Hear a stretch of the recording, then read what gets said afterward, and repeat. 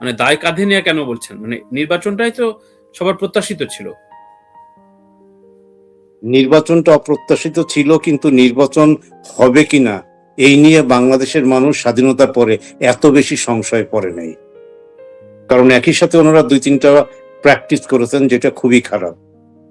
একই সাথে তারা জামাতকে বাতাস দিয়েছেন, ৭১ এবং ২৪কে গুলিয়ে ফেলেছেন।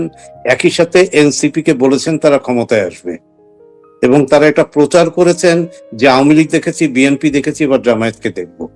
এটি রাষ্ট্রীয় সোসাই হয়েছে, এটা তারা করেছেন।